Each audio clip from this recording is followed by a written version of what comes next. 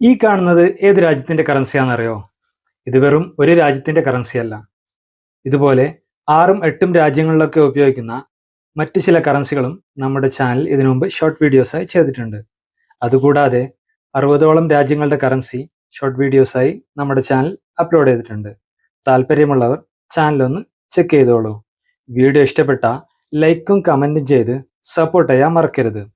അപ്പോൾ ഈ കാണുന്നത് യൂറോപ്പിലെ Austria, Bulgaria, Belgium, France, Italy, Germany തുടങ്ങിയ 20ഓളം രാജ്യങ്ങളിലും അണ്ടോറ, വത്തിക്കാൻ സിറ്റി ഇങ്ങനെയുള്ള ഒരുപാട് ടെറിട്ടറികളിലും അതുകൂടാതെ കൊസനോവ, മോണ്ടനെഗ്രോ തുടങ്ങിയ സ്റ്റേറ്റുകളിലും ഉപയോഗിക്കുന്ന യൂറോ എന്ന കറൻസിയാണ് നിങ്ങൾ ഈ കാണുന്നത്.